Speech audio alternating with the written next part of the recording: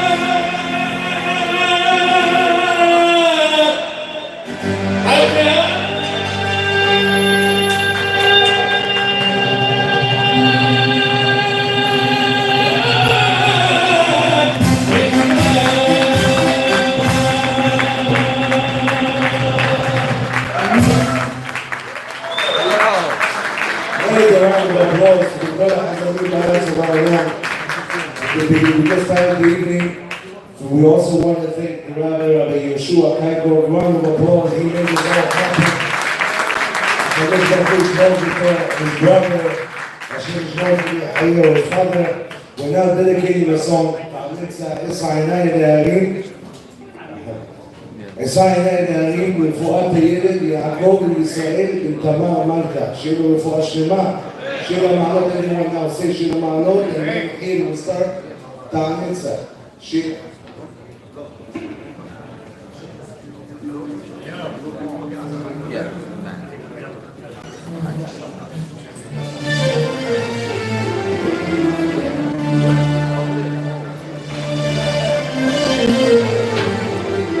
כל שיר ושיר שאנחנו נשיר עליה, לפעמים לרפואה הילד, ולרפואת כל עם ישראל.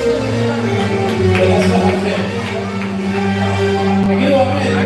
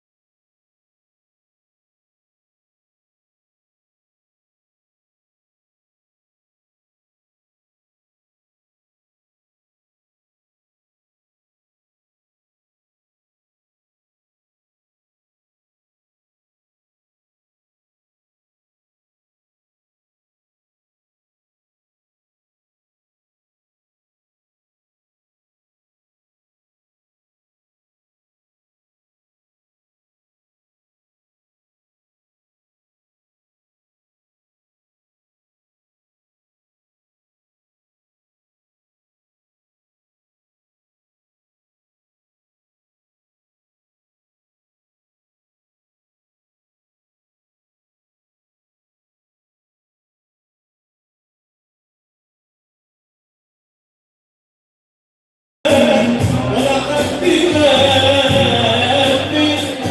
كلمة تريح ما تريح ما سابت إلي ولا كلمة علي دار يحمل أموري بمجدي علي دار ما سابت إلي ولا كلمة علي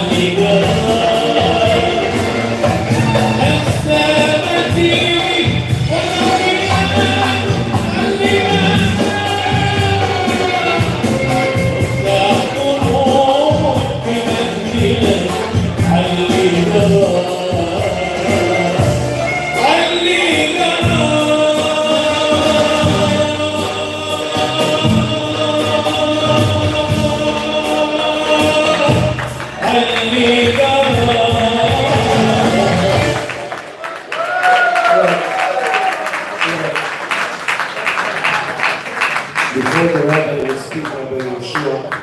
We want to say a prayer to לרפואת יעקב ישראל ותמר מלכה. We are here, a lot of people. ברוב עם עלת מלך, שיר המעלות ישראל, איזה הערים, איזה גרוזים. לרפואת, everybody together. שיר המעלות ישראל, יבוא זה שמיים בארץ, אל יתן למות הננו אדוני שומרך יומם השמש לא ירחק אדוני ישמוך מכל אדוני ישמור צדקך וברך השם יעזור, השם שגיב לרפואה שלמה, תתן פסח, נביא בעום בריא ושלם, אמן. Okay, we're behind schedule. We got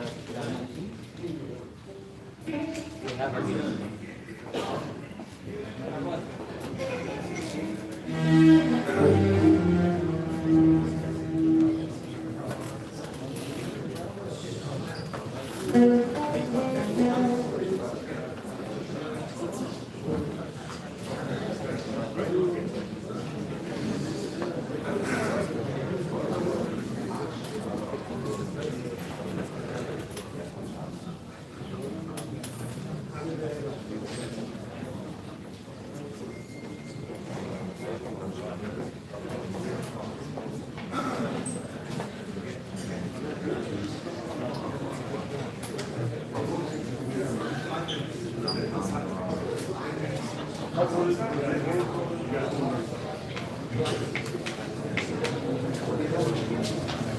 Good evening, everybody. I want to formally introduce myself. A lot of new faces here tonight.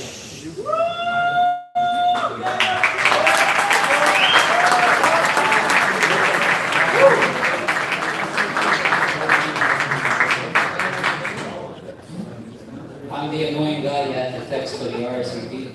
My name is Yeshua. I am the rug here across the hall. I should have said here in this beautiful big room.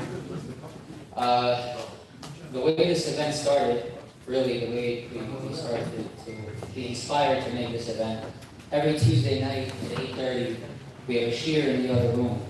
We have a consistent crowd of 40 to 60, sometimes even more, guys that come every week. And we thought of what are we going to do to inspire these guys before Pesach? What are we going to do to inspire the February before Pesach? One of the things we were thinking of, maybe make another shiur. Maybe make another, bring a famous speaker to come and give a few words of Chizuk, of the Berel Torah. But then, a couple of members of our board, we decided to do something that would really max out inspiration before Pesach. That's what we wanted to do. We have a big holiday coming, a big Chag. And this Chag is known as Pesach. A couple of weeks away.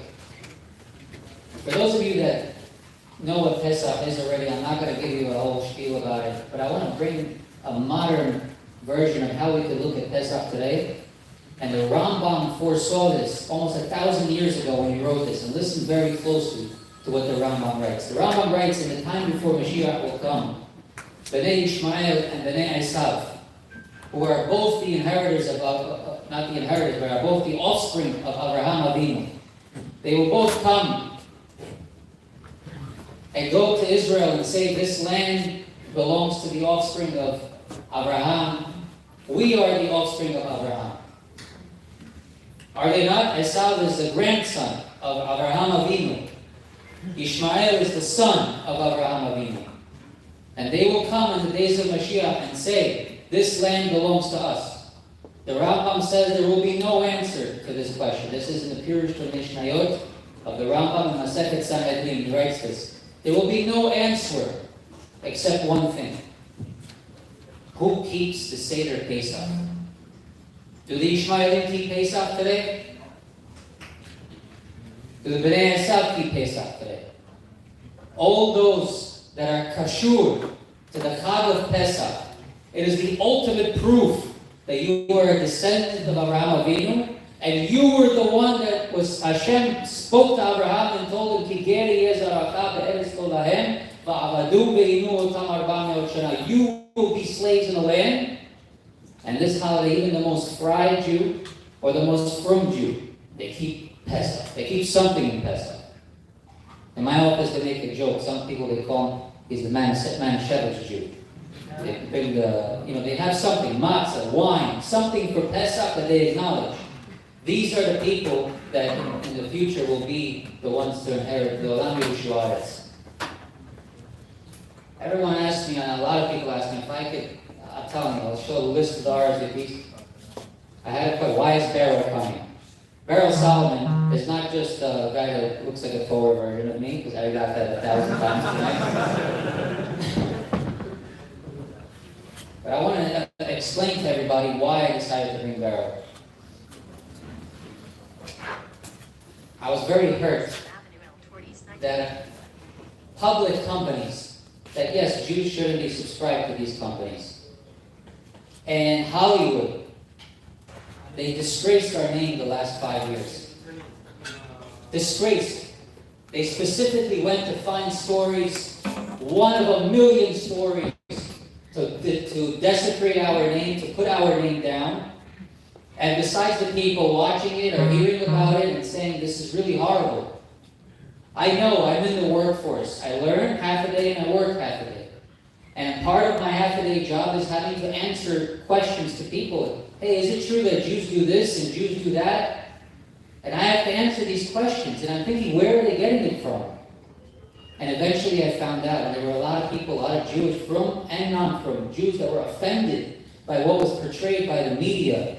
It's not even considered media. It's called entertainment. I can't say the name because I don't want to get any charges, but it's called entertainment for the secular world and the Gentiles to speak about us in a way that's degrading us, and our kids watch it and they should nod their heads and say this is part of entertainment. It's not entertainment. But as much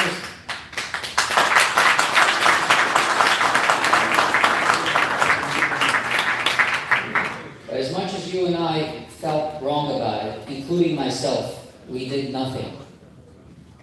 We did nothing. But then one day, someone sent me an hour-long video, which I don't know if I'm allowed. So watch this video. And there was a man named Berel Solomon that he made a movie against that film that was made to be Mehalel our name. And one by one, person by person, he annihilated excuses that I had to give, that this isn't true and this isn't true. Because he came from a world where, number one, maybe he had a taste of that. Maybe he has been there. But you know what? He decided that I'm going to stand up and I'm going to do something. He made a film. He didn't go out to try to put it on famous websites. He put it on YouTube for everyone to see. That what the media portrays, what the entertainment is making us watch, try to wash our brains about Judaism and Torah, false. And he did it. And that's why I tip my hat to him. We don't look Chabad, Ashkenaz, Sephardic, our shul every week. We have the most dispersed crowd you will find in Flatbush, Brooklyn, Queens, period, end of story. You will not find it anywhere else, that I guarantee you. We have a Kiddush after davening, everybody sits, nobody looks. I've been to shuls before where you have the Ashkenazi section over there, and you have the Sephardi section over here, and you have the other section, the miscellaneous. It's not supposed to be that way. If you want to see an example of Achdut, join one Shabbos. Come, we only have a Shabbos minyan. Come one Shabbos, you will see. You know, I had a divrei Torah, but I have to listen to Nahari. Nahari, where is Nahari?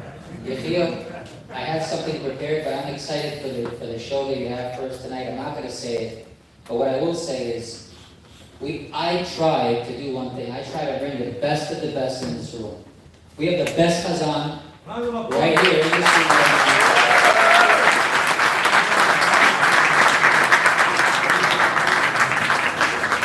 I speak to several Chazanim, Mayor Mindy, all the time. We speak to other Chazanim. And sometimes I send them versions of songs that they're interested in. And they always say, do you have this song where Yחיאל is singing it? Do you have this song where Nehari is singing it? I want to hear Nehari. And he has everything. He's an encyclopedia. He has a whole library for Nahari. But thank you very much for coming, Yחיאל. The event that we have planned in the future, remember my words, everybody here. The event that we have planned in the future will involve Yחיאל and much more. We'll make this event look like child's play. Remember what I'm telling you.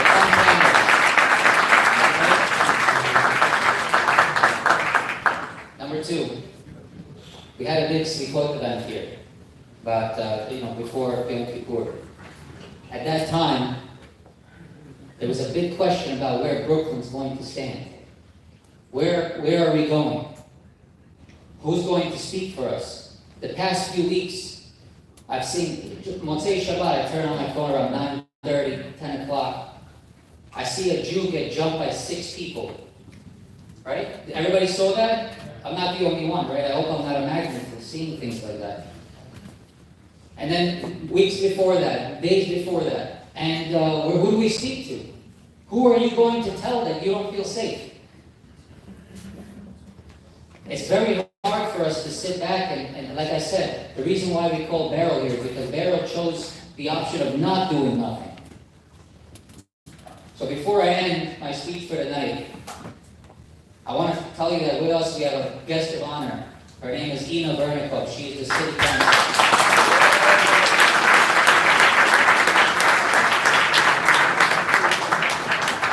Thank you very much, Ina, for coming. This event would not be possible without the sponsors of the night. I have to mention some of these people. First of all year, Aaron Levy has been a constant supporter of the Tuesday night shiur. He's currently on a business trip. We wish him much hatzlacha. I'm not a rebbe, I don't give brachas, but Hashem knows in my heart what I really want for you. Hashem should be able to bless you. I also want to thank the Rafael Baba Yisako family, aka Jagman. His wife Ruth, his kids Yitzchak, Sarah, David, and Amram. I also want to thank the Yisuko family. I just want to say, Yaakov, your son Moshe really helped me this time. Helped me out big time. Your son Moshe is a man. Your wife Esther, thank you so much. Esther, Hashem should bless Ariella, Daniela, Talia, your kids with they should have a successful future ahead of them, just like their parents. Thank you so much. I have to go. This is family politics. Digital Studios is my father-in-law. He sent his crew to report. Thank you so much. Appreciate Eddie Aminov, Berel Eliazo, who does the live streaming on my shiurs every week. If you guys say no, but he still does it. Thank you so much. My brother-in-law, Shalom Rachminov, also known as Alex, his wife Yafa, and his daughter Ayelet. Thank you so much for your sponsorships and your support. I gotta tell you, I really have faith that we will see the refuah shlema b'karov of Yaakov Yisrael ben Tamar Malka. Hashem should send refuah quickly. And I want to thank the Nimni family for organizing the. Please stay when you eat the food. Please think in mind it should be refuah shlema. I want to thank my wife's organization, LA Consulting, for sponsoring as well. If anybody needs any government licensing, nursing homes, they could call me. I'll do the free advertising for her. And I also want to thank my wife for allowing me to have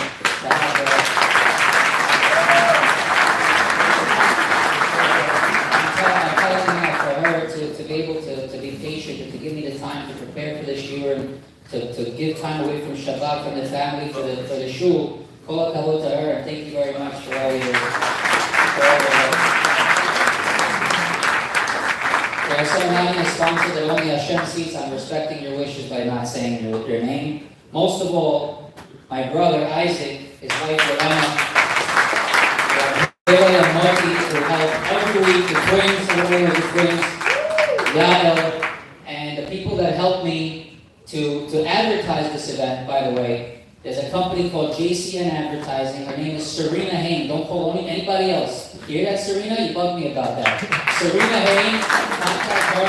She's going to help you out with all your needs. Now is the time where I would like to call up something that's very rarely done in an Orthodox shul, but it must be done for Hakarat Tov. We voted for her. She's helping us. She's standing up for us. She's making sure that we have a Jewish voice in the political system, and that she will bring us, Bezrat Hashem, we should see a lot of her efforts come into fruition. Ina, please come up and say a few words to us.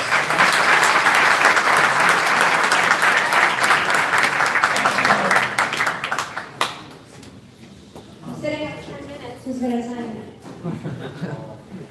Thank you so much, everyone. Thank you, Rabbi. Thanks for having me. It's really an honor for me to be here with you. Just a couple of words about the Kaiko family. I came to America from Ukraine in 1986. I went to yeshiva, and my family is not observant. It was not observant before, it's not observant now. And when I went to yeshiva, I started observing Shabbat. I lived actually a couple of blocks from here on M18, and I really had nowhere to go for Shabbat on Saturday. And I had a friend in school, her name is Janet, and she invited me one time for Shabbat meal, and I think I was pretty much going to her house every Saturday. Her family was extremely hospitable, her home was always open, and her last name is Kaikov, and she's the sister of Josh and Isaac Kaikov.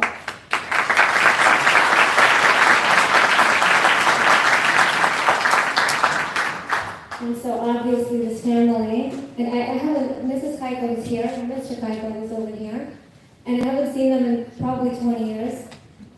And so, but they obviously made a tremendous impact on me, and looking at this community now, I see the kind of impact they're having on all of you, and so I want to thank them, and thank you all.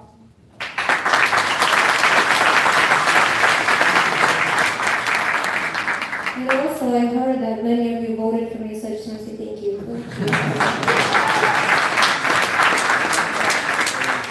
So, as Rabbi Kaikov said, I am the council member for this district, District 48, representing Sheepshead Bay, Brighton Beach, Midwood, Manhattan Beach, and parts of Gravesend. And before I ran for office, I was a lawyer. I had my own practice for 8 years, living a pretty comfortable life. Didn't really intend to go into politics, and then a couple of years ago I saw what was going on in our country, and I'm not going to get political, but I saw it in the Democratic Party and what the party was doing to our country, to our city, the crime, the movement to defund the police, the erosion of our freedoms, our freedom of speech, our freedom of religion, and most importantly, anti-Semitism. And anti-Semitism has been an issue that's been incredibly important to me for many years. I've never been a victim of anti-Semitism, but our people, my people, rose from the ashes of the Holocaust and built lives for ourselves, and we know what it's like. And unfortunately, in 2022, we're seeing an incredible rise in anti-Semitism here in America. And I know most of you here, I think, escaped the former Soviet Union. We escaped anti-Semitism. And to see it here, we came to this country for freedom, and we never thought that we would see it here. And unfortunately, this is what we're seeing right now. We're seeing it everywhere. We're seeing it in banks, at the DOE, in schools, on college campuses. Our college campuses have really become hotbeds for anti-Semitism. At work, and unfortunately we see it on our streets. We're getting beaten on our streets. Well, maybe a little bit of good news is that I kind of know how to fight anti-Semitism.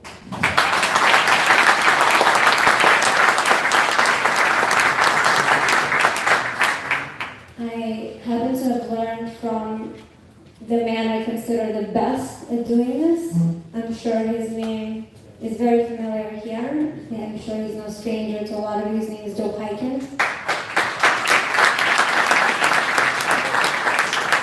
I learned a lot from him. I learned how to not be afraid to speak up, to stand up, not to care what's popular, to say what needs to be said when it needs to be said.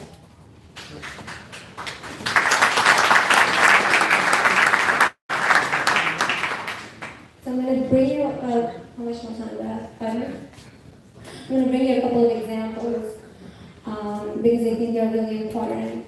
Last May, while Israel was experiencing intifada, bombs were flying over our Jewish brothers and sisters. Here in America, of course, we saw some serious activism. So a friend of mine, someone I knew, was a teacher at a public school.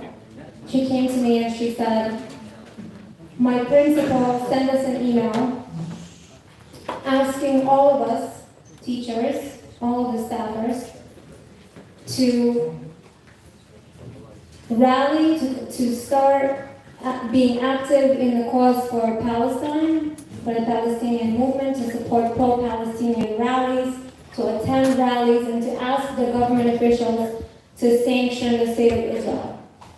Now, there were about 5 teachers who saw this email, and to see something like this from a principal at their school, their boss essentially, while having family in Israel who are running for shelters, who have 10 to 15 seconds to run for shelter, is so incredibly disturbing, and these people just didn't know where to turn, and a lot of them didn't even want to say anything.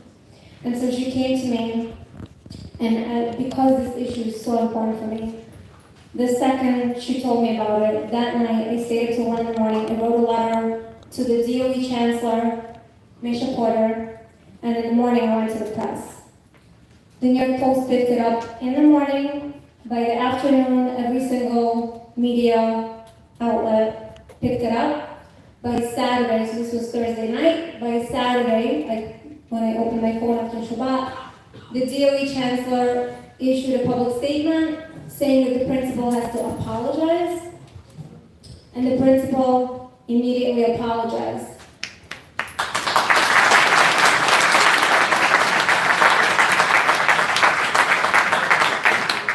The DOE also made a public statement confirming that no city employee or DOE employee is allowed to rally for a public cause on DOE dime on DOE time.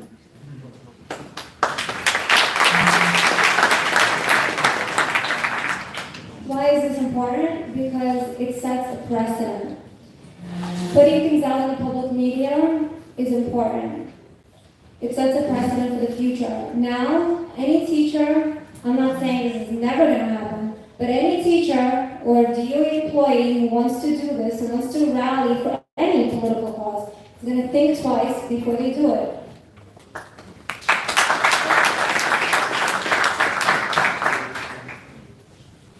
Another example is that during the same time, a student came to me. She was a student at SUNY Downstate.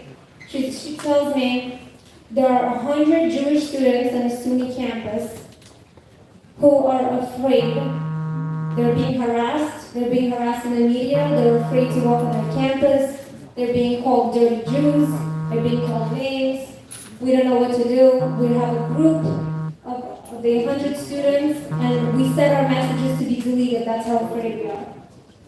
And they went to the administration, simply asking for the administration to make a statement condemning anti-Semitism. And the administration started giving them a runaround. No statement. 1 week, 2 weeks, no statement. So my question is, why is it that when Black Lives Matter need to rally for their cause, the universities all, in one voice, support Black Lives Matter, loud and clear? Palestinian causes, our universities are loud and clear in supporting those. When there is Asian hate, they stand up, they make public statements. But for some reason, when it comes to anti-Semitism, it is so difficult to make a simple statement condemning anti-Semitism. They didn't ask them for anything big. Just make a statement. 2 weeks, nothing. So, against the wishes of some of these students, I wrote a letter on my lawyer letterhead complaining about the possible violation of civil rights of Jewish students on that campus. Guess what?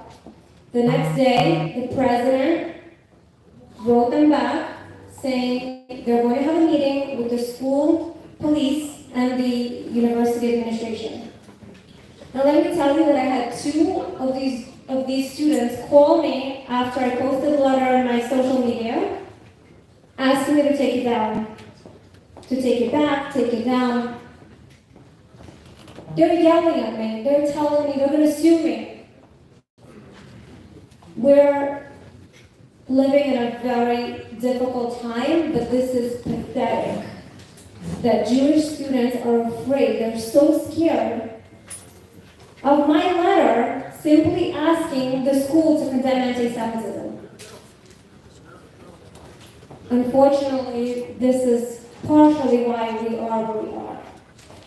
An organization that I once joined called Legion did a poll, and they asked people, if you go to any community, Italian community, Black community, Palestinian community, Arab community, and Jewish community, where can you go where you're not afraid to rob people or commit crimes? Can you guys guess which one they picked? The Jews. Nobody's afraid of us. Why is it that when Black people are assaulted or their civil rights are violated, the Black community is not afraid?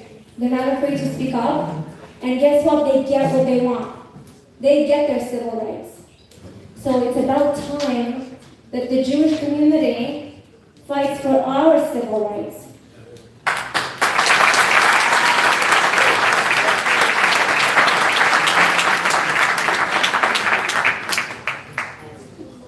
But to do that, we, number one, cannot be afraid to speak up. It's important to use the media, the power of the media, and it's important not to be afraid. And I'm here to tell you guys that you have in me someone who is not afraid. I'm not afraid to speak up for us, for our civil rights, because just like any other community, this is America still, for now, and we still have rights here. And just like everybody else, we're entitled to our equal civil rights. So I'm here for you guys. We have the resources. I have an office, it's on Avenue, 2401 Avenue. Rabbi can have the office number, he can give it out to you guys. We work with NYPD. I know every single captain at my precinct. We work with the showroom, NYPD showroom. I'm going to be holding a hearing on anti-Semitism on CUNY campuses in chambers in the city council. But the point is, I'm asking you all, since anti-Semitism is right now 300%, there's a 300% increase in anti-Semitism right now. And it's happening every day. I know that many people don't say anything. We don't want to be victimized. But I'm asking you all not to stay silent. You can reach out to me. We have the power of the media, we have the power of social media, the press, and we have our leaders. We have Joe Hyken, we have Americans Against Anti-Semitism, we have many organizations who are willing to help, but most importantly, we should not be afraid to speak up and speak out. Thank you.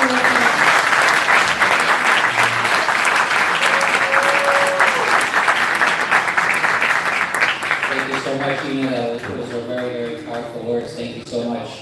Now, the moment we've all been waiting for, we're going to have a special song played for the introduction of Berel. Everybody put your hands together for Berel Solomon. Thank you so much for coming. I'm really excited about this. Let's get it started.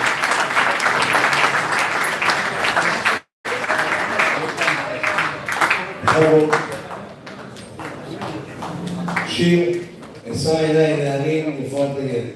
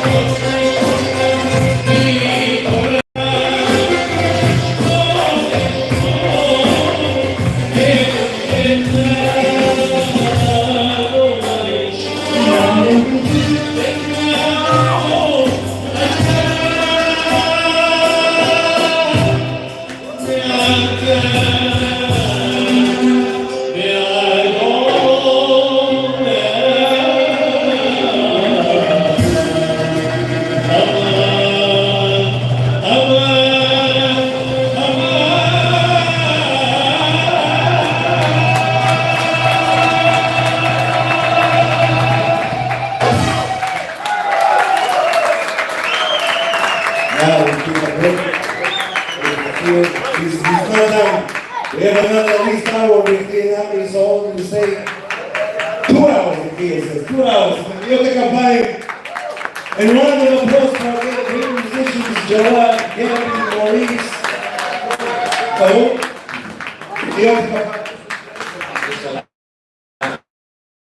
All right, everybody, let's silence our cell phones. Let's get ready. There's a whole crowd around Berel over there. Everybody over there marching in. We're inviting now officially. Let's get the stage set up for him. Everybody give a round of applause for Berel Solomon. Let's go, Berel.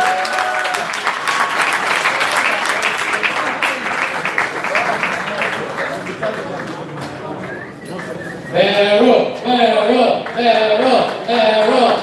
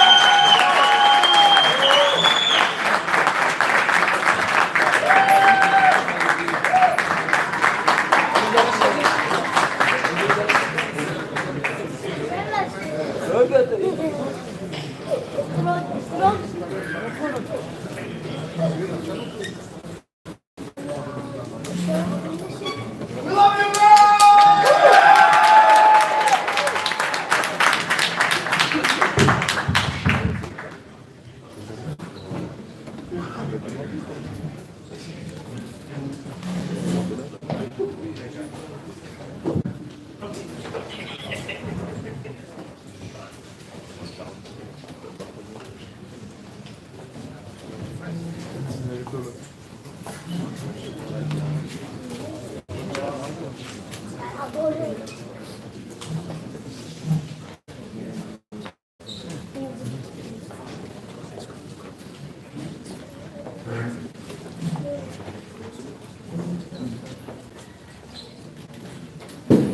What's up, New York City?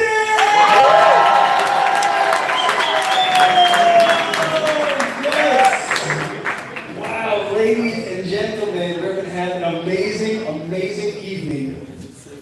You know, they say that the NYPD is New York's finest. By the way, I love the NYPD. God bless it. But the New York's finest is sitting in this room right now, ladies and gentlemen.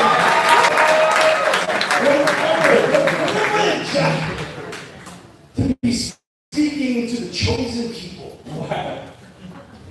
At a moment where I prayed in the corner and I asked the creator of the universe for the right words.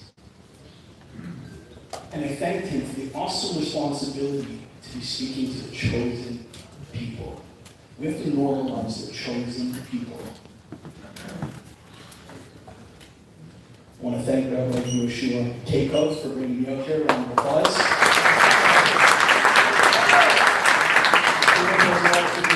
I don't know who all the other people, the sponsors, the organizers, thank you, but Yeshua is the new person I was in contact with. I assume that every person in this room already knows my story. I assume you watched my movie. If you didn't, can I just get a round of applause? A show of hands how many people saw my movie in this room, just so I know? Okay, good. I told you. For those of you who didn't, on one foot, I'll give you a 36-second synopsis. I grew up in the nightclub business. I wasn't religious. I had other various businesses that I do not want to speak about on camera right now. At 21 years old, I became religious. I flipped the whole thing on its head. With Hashem's help, I used the same energy, the same power, the same talents, and I brought them into Kodesh, I brought them into the world of Torah. And today, thank God, I have 4 absolutely beautiful children, a beautiful wife. I really do feel that I feel small. I feel small in the presence of the Jewish people. It's a real thing.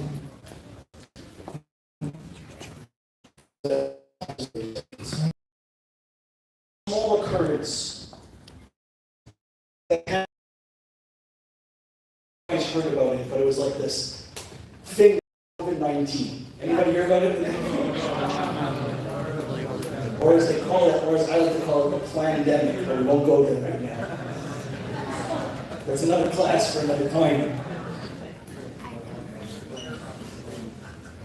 Before COVID-19, I was on top of the world. I had a thriving business, at least in the religious world. I'm like an A-class celebrity. In the non-Jewish world, I'm like a D-. I was on flights, I was on planes, I was crushing it, as they say. And this thing called COVID-19 came around. And my business got completely shut down, destroyed, dead in the water. I had a $250,000 contracts, $250,000 worth of contracts that were canceled in the blink of an eye. And my my specialty, is business. I happen to love it. Some people like sports, some people like, who knows what people like these days. I don't want to go into the other things. Some people like sports, some people like fun stuff. My enjoyment is business. It is directly related and tied to who I am as a person. Whether that's right or that's wrong, you speak to your local Orthodox rabbi about it, I spoke to mine, it's kosher. And when COVID hit, it wasn't just my business that got hit. Berel Solomon himself got destroyed along with my business. My whole being. I remember one night I was sitting in my laundry room. I don't know if any of you saw that video. I was sitting in my laundry room, which was my office at that time. I turned up the music on my computer, only Jewish music. And I started to cry. I didn't want anybody to hear the sobbing in the basement. I was a man that was broken. You know, and it really bothered me because during COVID, everybody seemed like everything was okay. Everyone was like, yes, save lives, stay home, we're in this together. I'm like, I'm dying. Please, somebody help me. And it really bothered me. It really affected me to my core. The world is falling apart around me. And with the world, I was falling apart.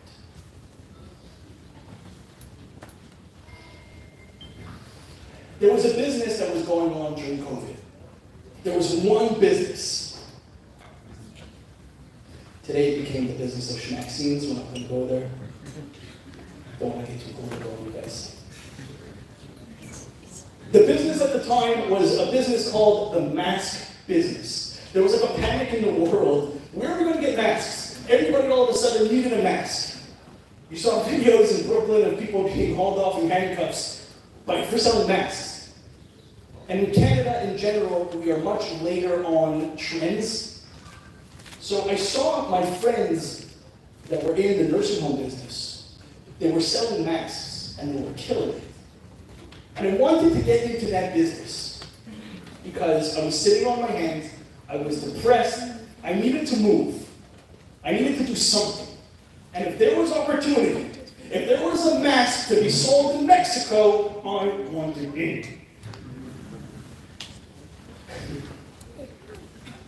So I started to try to sell it. And I would call my friends, and I would call big companies, and I would call the healthcare industry, and I would call hospitals, and I would say, I would like to offer you masks. They would say, great, we really need masks. And when can you get them here? I said, well, wire me $500,000. I'm going to order it from China. And you'll have it maybe in 2 weeks or so.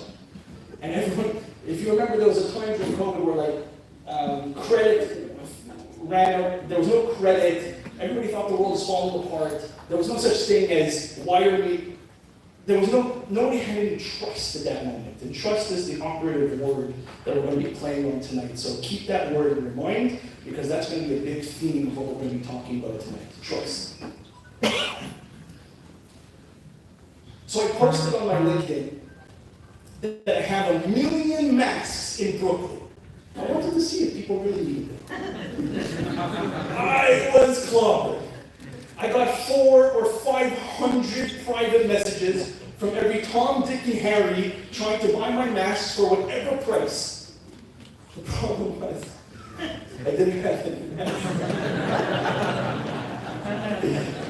And I sat on the phone, tried to broker. I would stay up till like 3 o'clock at night. I remember my phone would die. I would be like plugged into the wall, and my phone like this, and my wife was saying, "Come to bed already." Do you guys remember during COVID, like there was a time where time didn't have any value anymore. It was like 3 o'clock in the morning. I was speaking to people like it was 1 p.m. in the afternoon. Like time fell apart. And I remember that night, I went to bed a defeated man. And I pulled myself up the stairs. And I lied down in bed. My wife didn't have to ask what was going on. She knew. And I opened my arms like this and I lied down on my bed. And everything had left me. My business had left me. My connections had left me. Everything had left me. Everything. At that time, because I had so much, I was paying all my employees, but all of our customers stopped payment. So I had hundreds of thousands of dollars out on the street and nothing coming in. I had $30,000 in my bank at that point.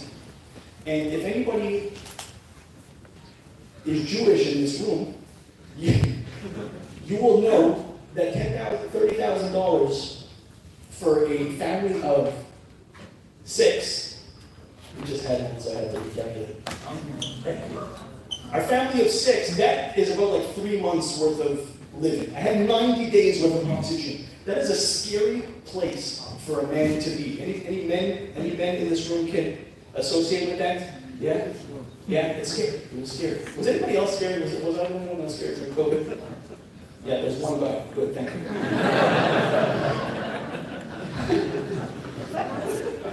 And I went to bed that night. My in-laws, thank you Hashem, and they should continue to be, are very wealthy. And I remember calling my brother-in-law, and I always in the back of my mind thought, if everything goes to Gehenna, I have my in-laws. you know, there's the joke of the boy who wants to get married. And he gets married, and his father-in-law keeps on asking, "What are you going to do?" And the father says, and he says to his father-in-law, "Hashem is providing. Don't worry." Hashem. Every time he asks him, "Hashem is providing. Stop asking me the question." Sure, my father-in-law. One day, the father-in-law is golfing, and his friends ask him, "What does your son-in-law do for a living?" He says he gets everything from Hashem. The problem is he thinks I'm Hashem.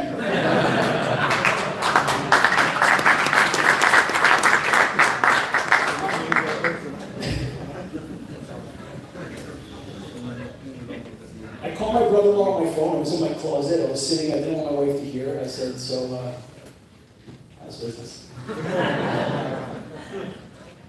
He said, "We have $50 million worth of unsold houses." That's what they do. With $50 million of unsold houses, that every single contract was made on. My last hope was gone.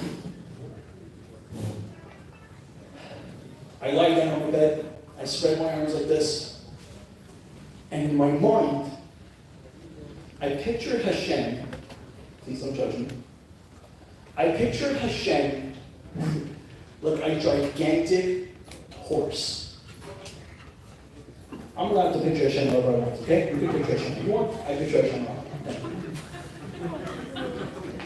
He was a gigantic horse, and the saddle was the size of a desert. I mean, really big. I mean, if Hashem is a horse, he's like a really big horse. And I remember I put my arms out like this, and I closed my eyes, and in my mind I said, I have nothing left. It's only you and me, baby. And I just sat there and I meditated on trusting the one above. I'm talking about like an hour. The anxiety was so intense, it was so strong, it was so painful, it was so hurtful, it was so fearful. And I just laid there, and in my mind, there was nothing in this world that could stop that horse. I'm just a little tiny speck on that saddle. And if I just stayed there, that was my little safe spot that I carved out for myself while the world was falling apart behind me. The next morning, I get a phone call from one of the wealthiest Jewish families in Montreal. Family friend, his name is Daniel. And Daniel says to me, hey, I heard that you sold 1 million masks in Brooklyn. And I said, it's just marketing. He said, well, listen, I have a connection for you. I have access to masks in China because our factories switched over to producing masks. I have the financing. You have the platform. Let's go 50-50 partners.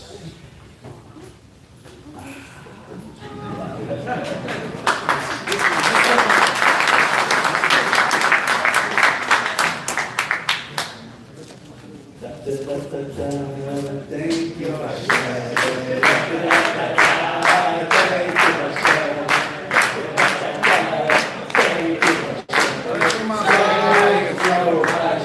How's my performance? I know it's not as good as the performer.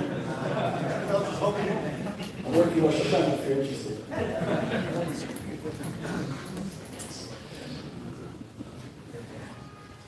You know, I applied that. Let me just tell you what happened with masks. No, I'm going to tell you first. I've applied this concept of trusting in God in so many areas, in so many times, in so many places in my life, that for me, trusting in Hashem is the same law of nature as if I take this book and I drop it on the table 1,000 out of 1,000 times, I will get the same result. It is built into the fabric of the universe that when a person trusts in Hashem, they will see miracles. I just want to share with you where this comes from. It's a word called bitachon. Or if you're Lubavitch, you say bitachon. And the concept goes like this.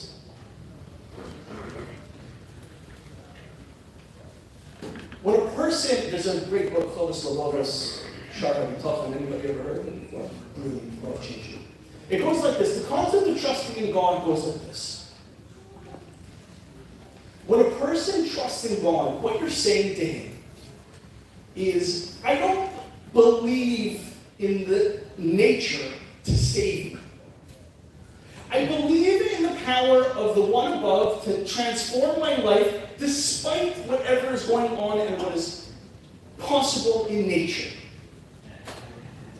And when God sees that we trust him above nature, God says, wow, nature, olam, the word in Hebrew olam means hidden, helen. You do not trust in nature or the order of things, and you are instead putting your trust in me, which is above nature. I will reward you above nature. That means even if you don't deserve it, even if you don't earn it, even if you don't anything, the bitachon, the trust in itself is the magic button that we press, and we bring down God's blessing into our lives. And I've applied this in every area. I applied it when I went to yeshiva the first time. I cannot tell you how difficult my experience was going to yeshiva. I fought. I clawed my way into yeshiva. Everybody from my friends, my community, everybody that was close to me, disowned me when I went to yeshiva. I whitewashed it a little in my film. because personal reasons. But I whitewashed it. It was the most miserable, difficult experience of my life. And I remember saying to God, I don't think you ever punished a Jew ever in his life or her life for going to yeshiva or to seminary. I don't think it ever happened. You could clap for them.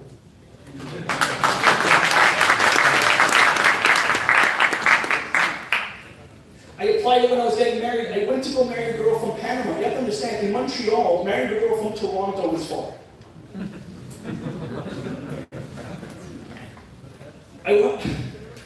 I hopped on a plane to go meet a woman I never spoke to in my life. And I'm, Bobby, how do you do it? And I went to go meet her. I never spoken to her in my life. And I ended up getting married to that woman 90 days later. I trusted the one love. I give tzedakah. I am an animal when it comes to giving tzedakah. I'm coming out with a new movie. You're going to see it next year. Sorry, right in Elul time, is about giving tzedakah. This year with Hashem's help, I pledged $250,000, and I'm more than halfway through the pledge.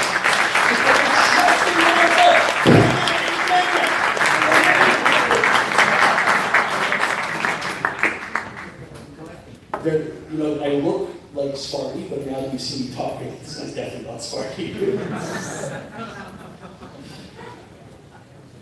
I did it when I left my family business. I trusted the one above. I remember leaving my family's office one day, and I'm on the bridge. The day that I left, I was on the bridge, and I'm speaking with my wife, and she says, how are we going to do it? With tears in my eyes, I said, I don't know how, I don't know where, I don't know when, but Hashem is going to take care of us. So let's go back to the mask business. I got off the horse, like the next day. I get the call. And the game in the mask business was like this. There was airplanes that were flying masks into North America. And there were simultaneously boats that were leaving China. And the game was to fly as many airplanes as you could before the boat hit. We started off with 10,000 masks. My partner said, how do you want to bring it? I said, 10,000. You know, it says in Judaism, another person's money has to be as dear to you as your own money. So I said, I'm not willing to, my own money I'll lose, your money I won't. Let's start with 10,000. The 10,000 came, before it hit the ground, it was gone. I said, oh, wow, that was cool. Let's go to 50. We ordered 50. Before it left China, it was gone. Whoa, let's try 100,000. Gone. 1,000,000. Gone. And we flew millions and millions and millions and millions and millions and millions of masks into North America. And who was delivering them? Your boy, Big B.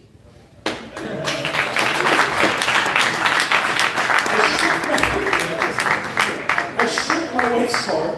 I took out, you know, the ladies had minivans over here, so you know you can rearrange the seats. I ripped every seat out of them. My wife to her horror sees that her car had been dismantled. And I was the only Meshugana driving in the streets during the height of the pandemic, delivering masks, living my best life. It was geschmack. It was amazing. It was one of the best times. I made more money in those 3 months than I ever had in my entire life combined.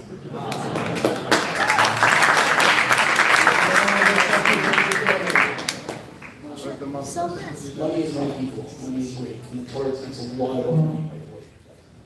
How many times you mention gold, silver? I mean, money is beautiful. You can do great things with money.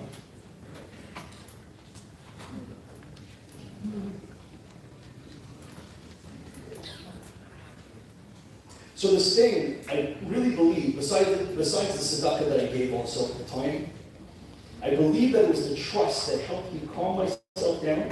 God saw me, trust me. I'm literally self-destructing the world. And this lonely Jew is riding my back in the desert, and he's trusting me, and I believe that that's one of the reasons, besides the charity that I gave at that time. Out of my $30,000 in my bank, I gave $4,000 to each one of the rabbis in my shul, so that they should have food on their plates for Pesach. Between the charity and the trust, that's why God gave me the blessing. And really, I rock climb every morning. That's what I do for exercise. I'm an eclectic guy, what can I say? I go rock climbing every single morning. And in rock climbing, there's so many life lessons to be learned from the beautiful sport. But I'll tell you my biggest takeaway from that sport. There's a rope that connects you to the top. And as you're climbing, you could climb with confidence because you know if you mess up, ultimately you cannot fall. And there are times when I'm rock climbing, I happen to be petrified of heights. There's times when I'm climbing where your belay makes a sound, a metal belt, and it frees up because I think that it unclipped. And at that moment, I can't climb, I can't move, I'm paralyzed, I completely lost my confidence, and I'm petrified. Until I touch the belt again and I realize it's connected, and then I climb up that mountain like a champion. And if we understand in our lives that really ultimately we are wearing a harness, we are wearing a belt, and we are connected on high, and we cannot fall, we can march forward with strength and with confidence in the face of any adversity. I don't like to talk about anti-Semitism so much, although it would be good for my views online. I just like, I probably will, so if somebody will call me out and say, oh, he didn't, he said he did it, he did it. Like, I just don't care about it. Like, I'm so focused on the goal that God is so much bigger, so much. The Jewish people are the chosen people. We're part of the greatest story ever told.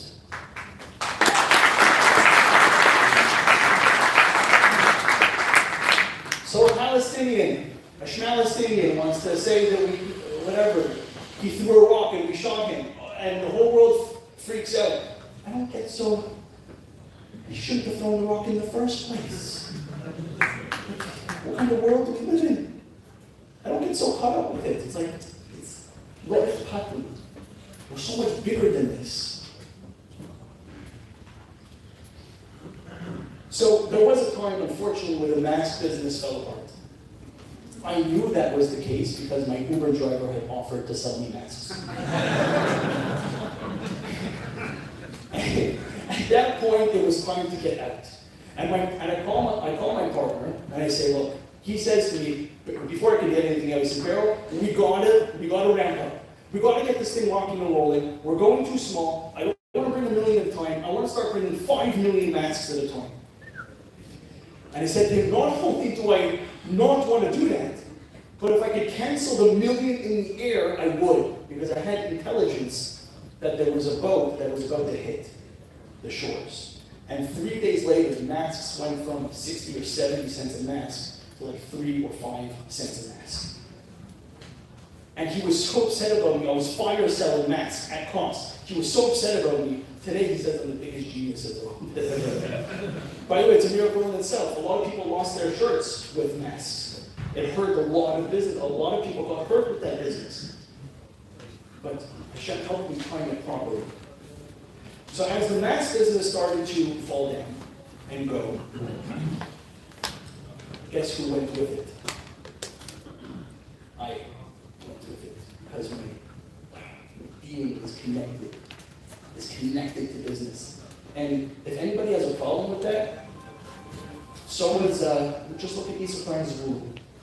There are Jewish people that the focus in this world is to be in business. And that's what God put me in this world to do. And it killed me.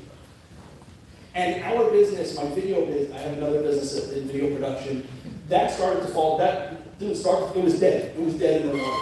And I had like a period where I was, as we say in Yiddish, nish dahin, nish daher. I wasn't here, I wasn't there. I was doing nothing. And for me to do nothing is the worst thing that can happen. And I started to become very depressed. Very depressed. And I was losing myself.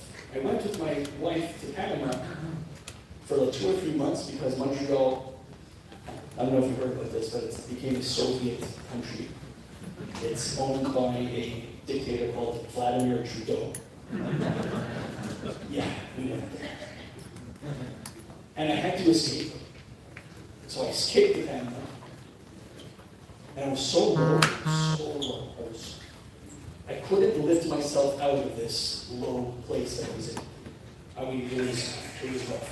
I lost my,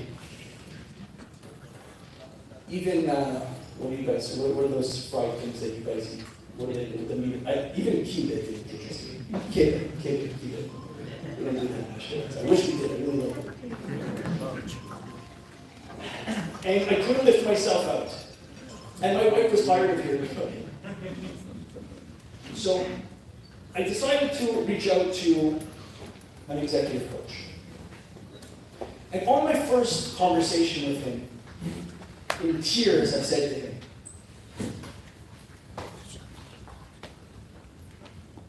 you are looking right now at a bird that has broken wings. But I've been here before. And I will tell you that I know myself. I won't stay here for long. And when I get out of this place, you will witness me like a bird, like a phoenix rising from the ashes to take over the world.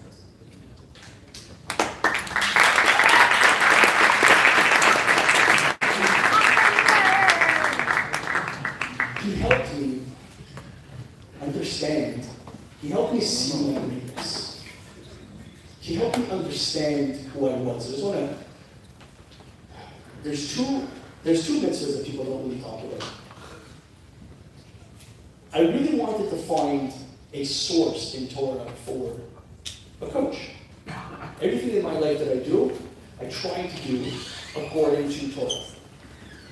And I was scouring, I couldn't find anything. And it really bothered me. And then I realized it smacked me in the face. It was in front of me this whole time.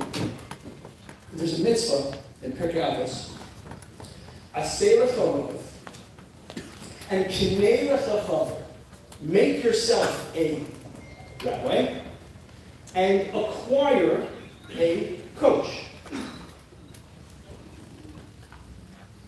And the Bartanura has an interesting, he goes so in depth about it, it's so beautiful.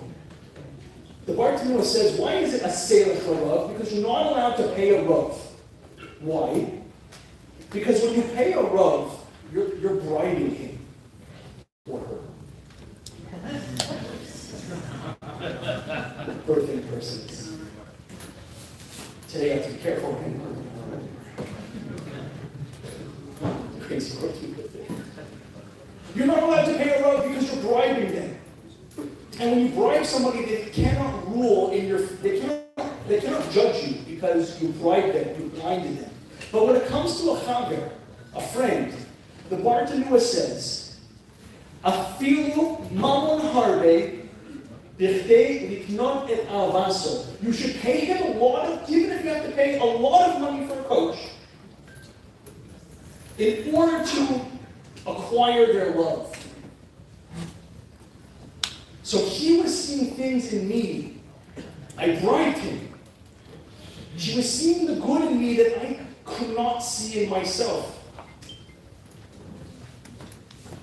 And he made me realize the greatness that was inside of me. And he helped me restructure how I looked at myself.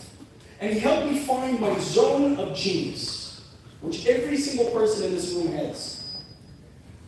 Every person that's sitting in this room has a unique talent that nobody on planet Earth possesses. That you are singular great at. And one of the things, this may come as a surprise, one of the things that I really like to do is speaking on stage.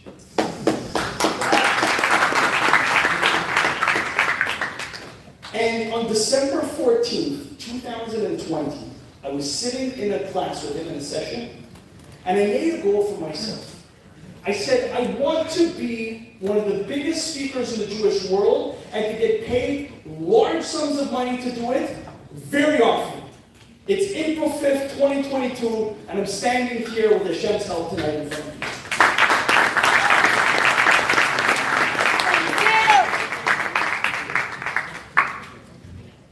So simultaneously, the video business started to come back because the world remembered that it's normal. The problem was that I was absolutely in love with coaching. It really touched my heart. And I had figured out something missing. For sure, trusting in Hashem is important, but there's something also very important that people don't talk about so much, which is trusting in yourself. It's easy to let yourself psych yourself out. It's easy to let your deficiencies, your problems, your baggage, and everything get in your own way. And I'm only speaking for myself. I have lost trust in myself many times. When you combine the trust in God with trusting in yourself, when you put those two together, it is a nuclear explosion. Nothing can get in your way. I was feeling very down before I came here tonight. I can't tell you why. I'm an emotional person. And on the car right here, I called my coach. I happened to have switched since then. I'm now working with a lady coach, and she really helped me put things into perspective. She told me, you're not speaking for yourself. It's not about you, it's about the people in the room. Uplift the people in the room. Don't worry about yourself so much. And really put things into perspective for me.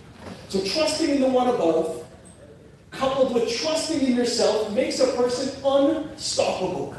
To a point where there's nothing that can get in your way. Whether it's you need a shidduch, whether it's you need parnasa, whether it's you need health.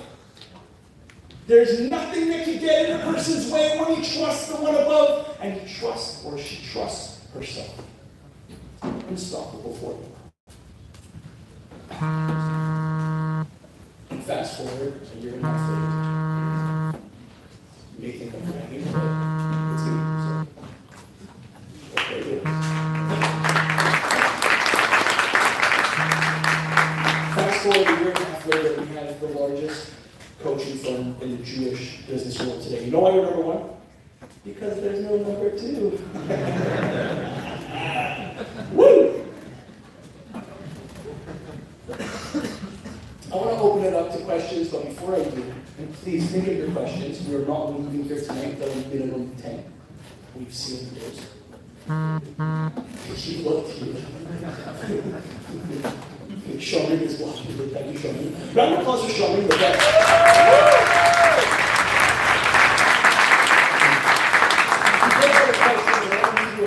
That hits me, an analogy, a parable that hits me every single time.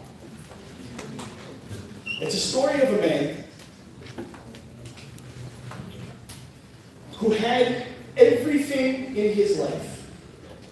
He had a beautiful business, he had a beautiful wife, he had beautiful kindle, beautiful children. A community man. And everything was going his way. Not picture perfect. It's about to get graphic, but it's just an analogy. One day he comes home and he sees that his house is on fire. And to his dismay, little Nina, who should know such a thing, that all of his children died in fire. And his wife was so stressed out she couldn't handle looking at his face anymore because it reminded her of everything she left him. He was so broken he could not operate in his business anymore, and he lost everything. He himself got sick. And he got run over by us. No, that didn't happen. I said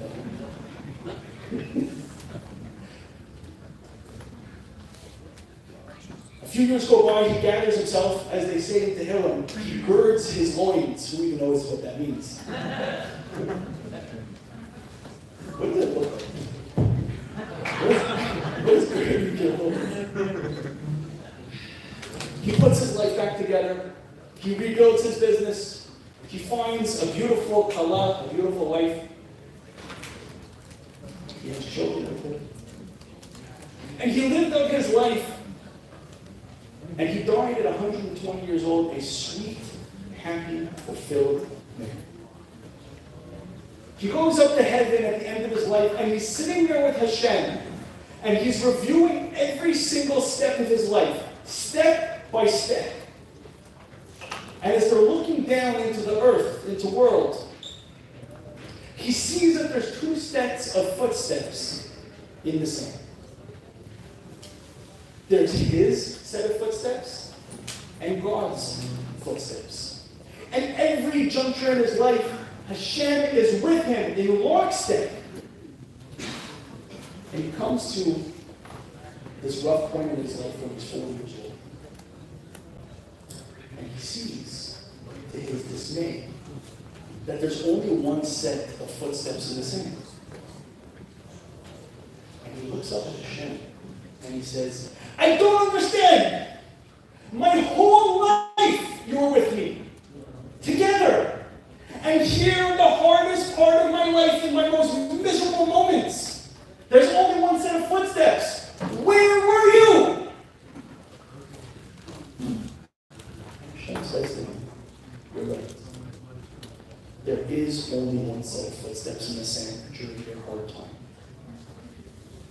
But the reason why there's only one set of footsteps is because the set of footsteps that you see are mine, and the whole time I was carrying you.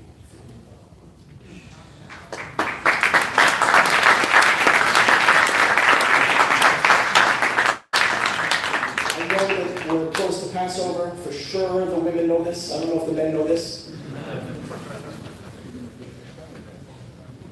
But one of the things that we get from Passover, from eating matzah, I don't know if it's the first night or the second night, maybe the rabbi can help me. First night or second night, is that we eat matzah, but we eat matzah and it gives us emunah. It gives us faith. It gives us bitachon. And that is what will carry the Jewish people ultimately into the times of Mashiach, is our trust. Thank you for having me.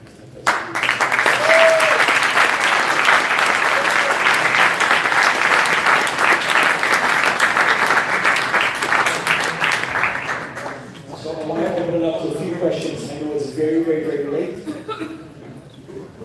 It's almost past my bedtime. Honestly, really, I go to bed. I go to bed very early. I have one issue. Yes, go for it. What's your name?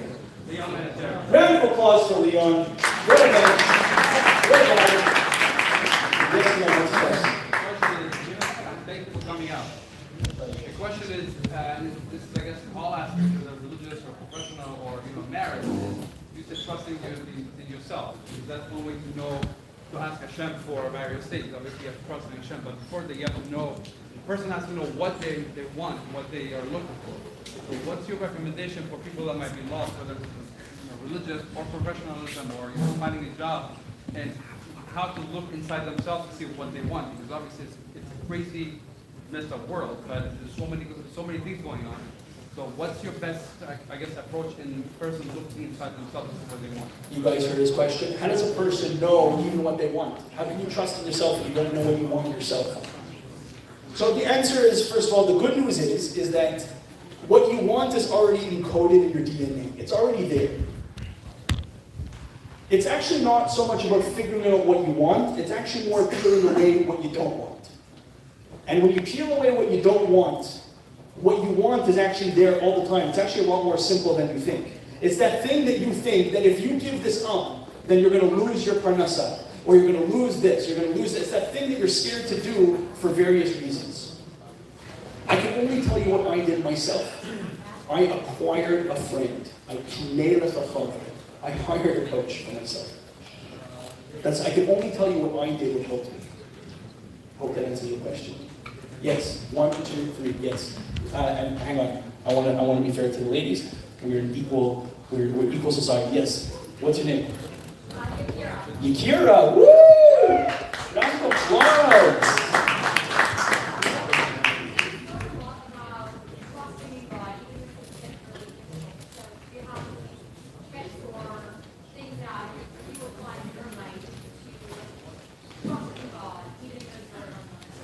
Great question. You guys heard it? Any tips and tricks to trust in God? There's a great book, again, I mentioned it, it's called Chovos Levovos, Shar HaBitachon. Great. I suggest everybody reads it. He gives a small thing that you could do to build this muscle. Bitachon, trust is a muscle. My trust is so strong right now That, like I said, just like I dropped this boat, I know it falls. I trust Hashem. When I need to get on that plane, I'm going to get on that plane. And if you don't, if a person didn't get on the plane, it doesn't mean that Hashem didn't give you what you needed. But first of all, we have to understand what trust is. It is that it will be revealed good. It's people have a misconception. The Lubavitcher Rebbe talks a lot about this. Yes, the Lubavitch. Sorry.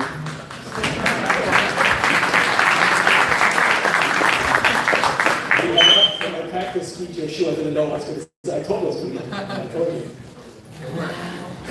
The Lubavitcher Rebbe speaks about trust. He flips the whole thing on its head. Normally, the way that we look at trust is, whatever happens to me in my life, I trust that God is going to do the best for me. I may not agree with it, but God is doing the best. I trust God. Comes the Lubavitcher Rebbe. I love it. Such a sweetheart. The only reason why I'm here is to be Lubavitcher Rebbe.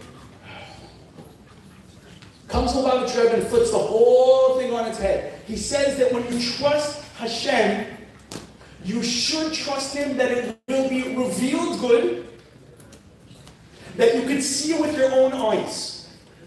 So, a lot of people are like, oh, this person, God forbid, gets a terrible illness. But they trust Hashem that it's the right thing for them. No! You should trust Hashem that you should be healthy. You should trust Hashem that you should be wealthy. You should trust Hashem that you're going to get your shit up. You should trust Hashem that everything is going to be good. And that Trump will get elected in 2024.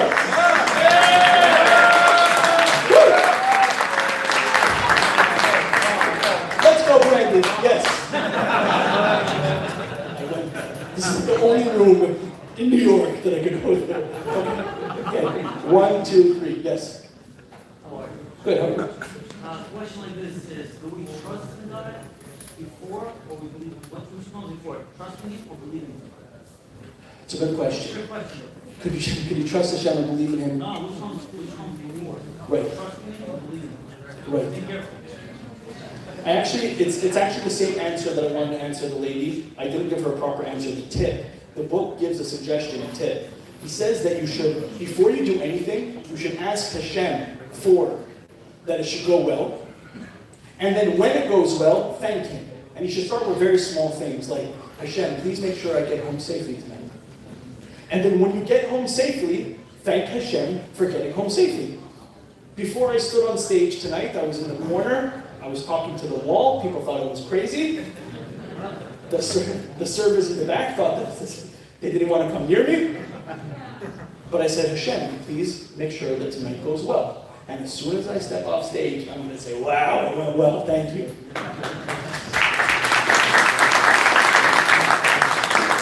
You start small, it's like going to the gym. You start with small weights. Small things, give Hashem credit. The only reason why, what do you think is making the diaphragm go up and down right now? It doesn't just happen. Hashem, please make sure that I breathe. Thank you. Wow, you did a great job. Start small. Everything is in Hashem's control. Nothing is out of His control. Everything, the Baal Shem Tov says, when a leaf falls from the tree, and depending on which side the leaf falls on, God controls that.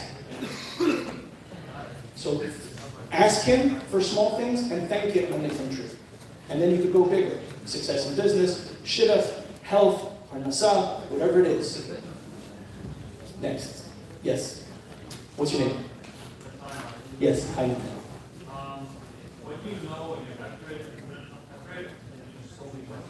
Okay, I love this question. I coach people all day long, and I have a what's it called? I realize this with myself. The end result is not in our hands. Whether you're going to be successful is not in your hands. Whether you're going to get whatever it is that you're looking for is not in your hands. So a lot of time I'll ask my clients, I'll say to them, please send me a list of goals that you have for this week. And they'll give me crazy goals, like close a $100 million real estate deal, get this client, da da da da da. And I'm like, I tell them, that's not in your control. Making a phone call is in your control. Making a post on social media is in your control. Sending an email to a client, showing up is in your control. Going on a shidduch date is in your control. The only thing that is in your control is the ishtadlut. But I have a secret for you, I have good news. The Torah tells us that if a man says that he failed, but he tried, don't believe him. If a man says that he tried and he failed, don't believe him. But if a man says that he tried and he succeeded, believe him. It's a law of the universe. God has to follow his laws. He is Baki in Shulchan Aruch. He has to follow his laws. And his laws say, when you try, you will succeed. So just try. The more you try, it's not the end result. Try. I poked, remember the mask thing? I sat miserably and tried to poke at masks from 3,000 different angles. And eventually, Hashem had to give me what I was trying for. As long as you do not give up, the only thing that is within our control is the ability to not give up. Yes. Sorry? Who? So we have a great therapy session after We're welcome to join me every Tuesday, okay? We'll talk. Yes. Okay, so I'm certified life coach. Yes, I'm just teasing, by the way. I love you. You're beautiful. Yes. I'm certified life coach. Yes, so what's your name? Oh, my name is Shifta. Guys, just so you guys don't think this is like a sleazy promotion for my coaching, please, at the end of this, walk over to the man in the New York Yankees hat and say, hey, I would love to have a free consultation with you. Please coach me, okay? That's exactly the question. Yes. I've been, like, when COVID hit, I lost my father within, maybe a week after, like, my birthday month. He's in Shanghai, sorry. In 2020, like I said, business, everything fell apart. I was getting into the coaching business. And I'm happier today than I was then because of the things that I did, the principles and all of that, whatever. So I got certified as a life coach. Every day I spent 7, 8, 10 hours learning, absorbing, and getting ready to give. And I think it for free. Like I do WhatsApp, I coach for free. So like to transition into a paying business. Yeah. Where I could do like group coaching, individual coaching. I was wondering what suggestions you would have to break through this. Everybody hear what he said? He loves coaching, he's doing it all the time, but he's not charging for it. So this comes back to what I was saying, trusting in yourself. By the way, you're doing it all wrong because the mitzvah is kinei, it's divided. When people, in our world, money assigns value. So when a person puts money on something, they will appreciate it. You have to first understand that you are doing a service to them. When I raise money from people and I ask them for tzedakah, I feel great about it. You know why? Because that person will become rich. You're allowed to test Hashem with one thing with tzedakah. I feel great when I ask the poorest person in the room for him to get $1,000 because it's doing good for him. When you're schlepping money out of people's pockets, you are having them assigning value to themselves. And you should feel good about that.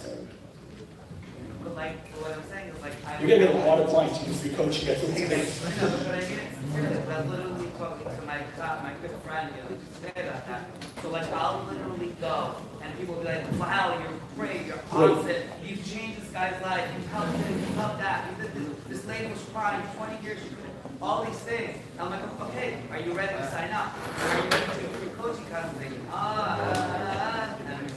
Okay, so let's practice it together, okay? Yeah. I'm going to be you, Okay. and you're going to be the client that doesn't want to close. Okay. So I hope you enjoyed the coaching session. I'm so happy I changed your life.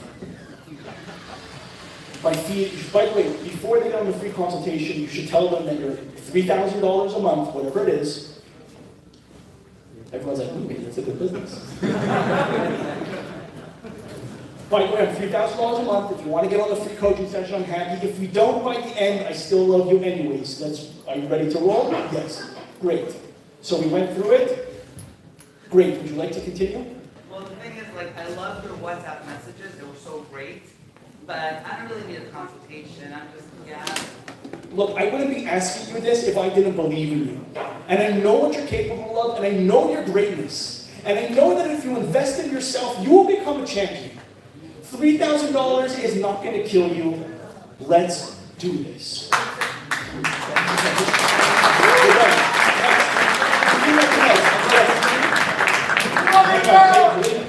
Lady over there. Yes, what's your name? Woo, Sarah. Woo.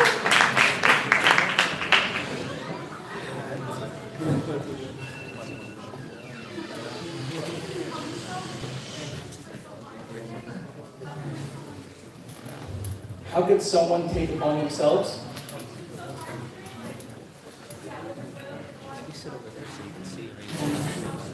Right, everyone heard that. We like to grow in their Judaism? Is that what you're saying? Right, so there is an evil monster in your pocket. It's called a cellular telephone. Not in your pocket, I don't know what's in your pocket. It's in your hand. Exactly. So when I'm at my office, if my cell phone is in my hand, I am not productive. I leave my cell phone to the side and I do what I gotta do. At 8 o'clock at night, I shut off my cell phone and it's gone for the rest of the night. And guess what? I met this weird woman who sleeps in my room and apparently she's my wife. And we have the conversations now. It's the craziest thing. Cell phone is the evil monster in your pocket that wants to suck your life.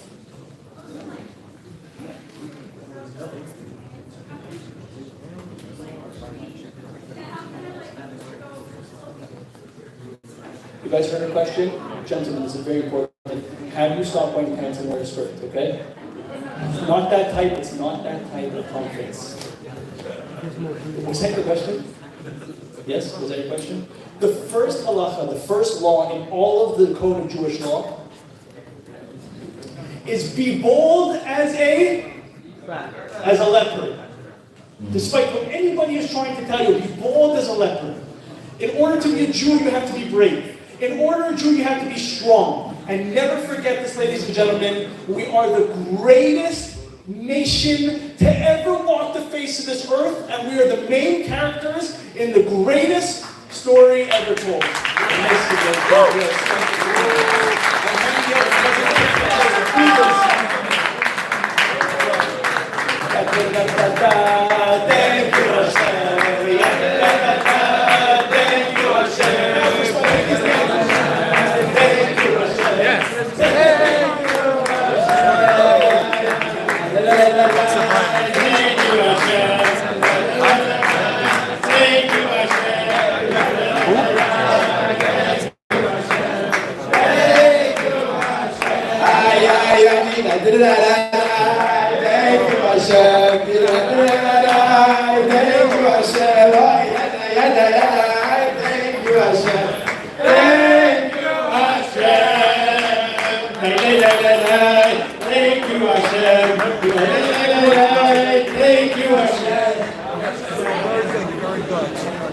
Alright guys, we're going to have an encore where Yחיאל Nahari again. There's desserts being served right now. Everybody be seated, it's not over.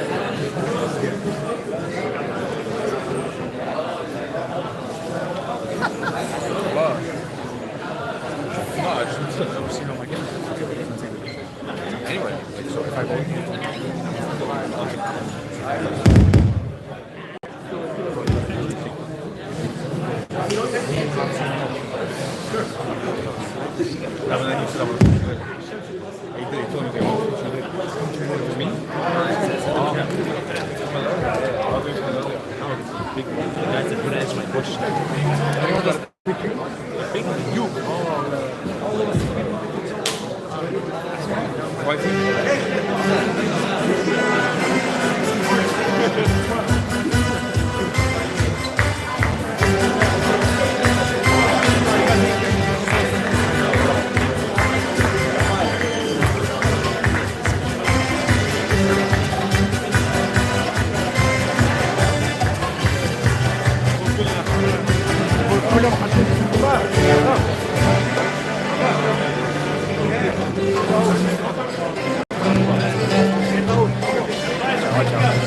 I didn't get the question. How was it? Good? Body shot.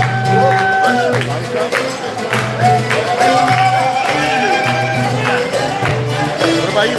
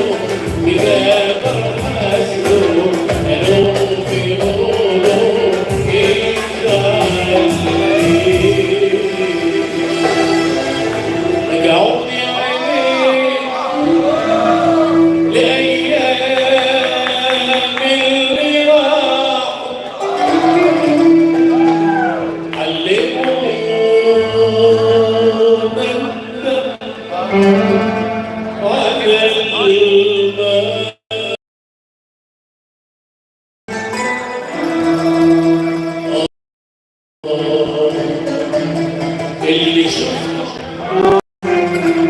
قبل ما تشوفك عيني عمري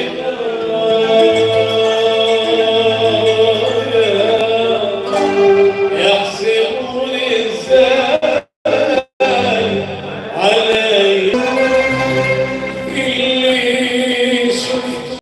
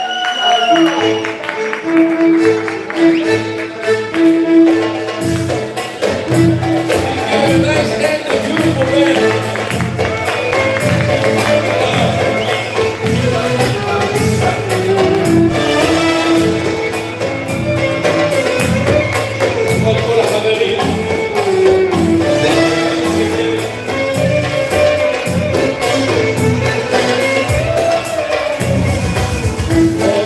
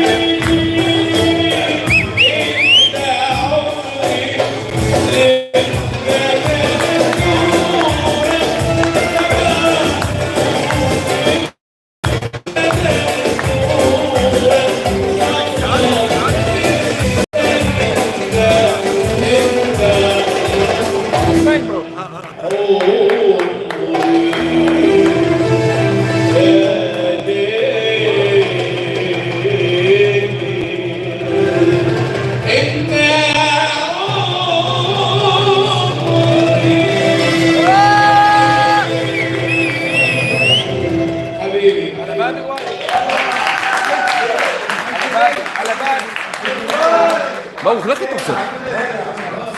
מה, למה?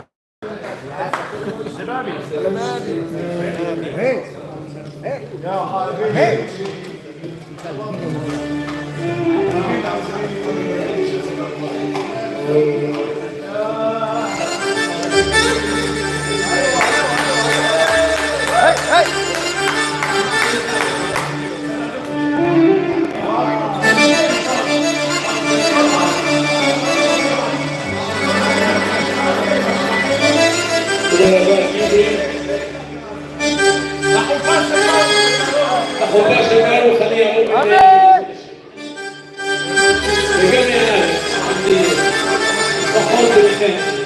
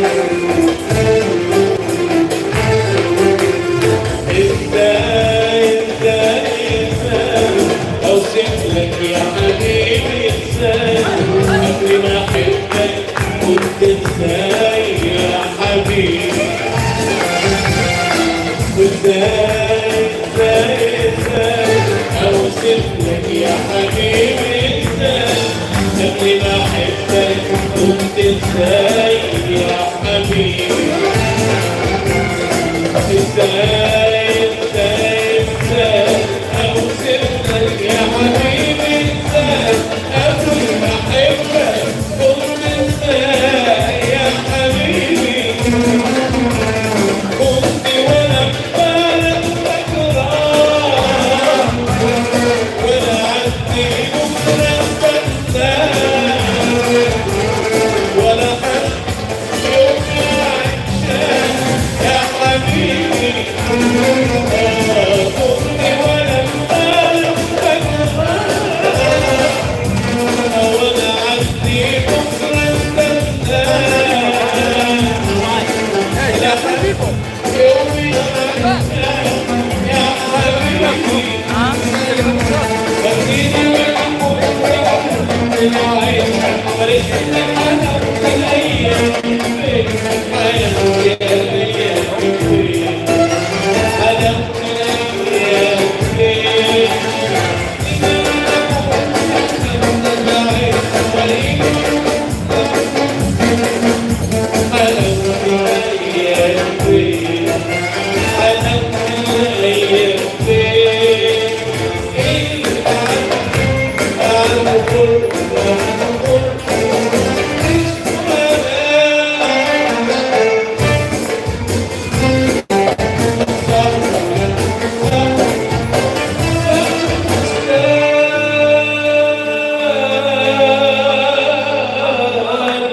يا حبيبي ويما نعيش عيوني الليل يما نعيش عيوني الليل ونقول للشمس تعالي تعالي شمس تعالي تعالي تعالي شمس تعالي بعد سنة شكل سنة بعد سنة تعالي تعالي شمس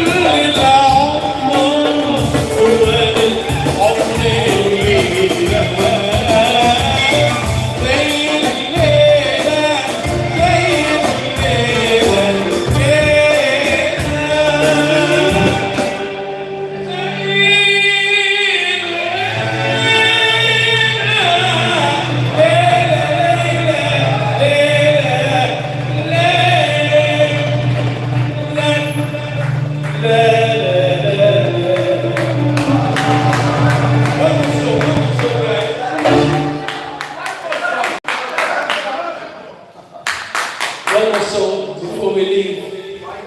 I have a flight tomorrow morning, and I cannot leave just that.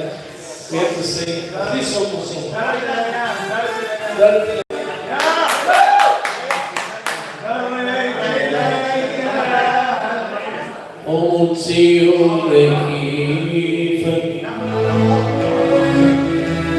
الأمل بتبيعوني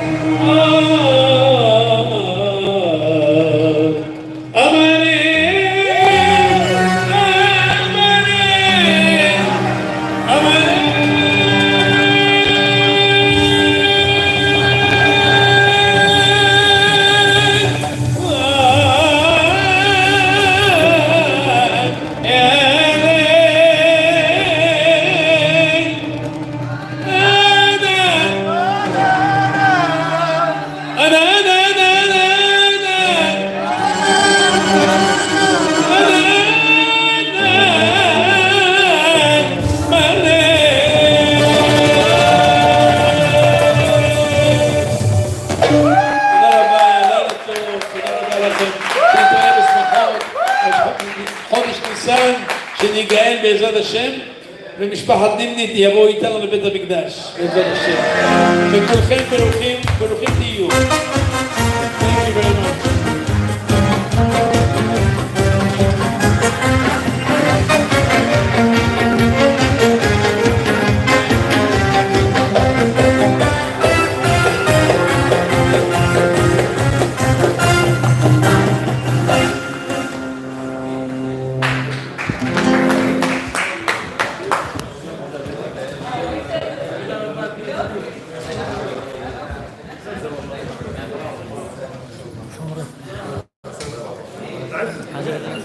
I tried to stay out of your way. Yeah, I was about to go inside, but the lighting is not that good.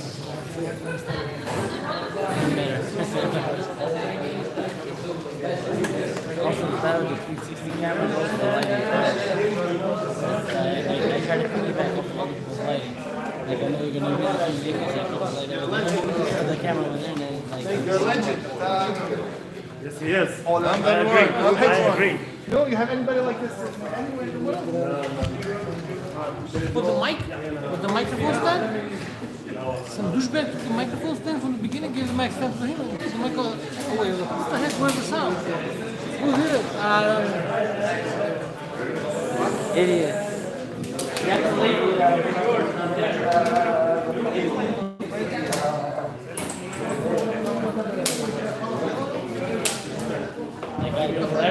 I label everything.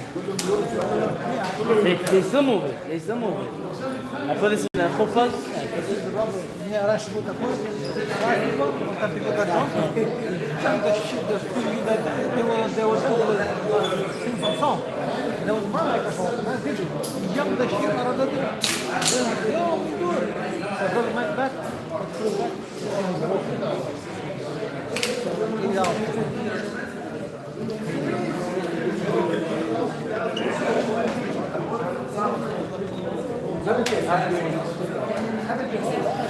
Sure, I mean, I have things everywhere. No, I'm saying, you know,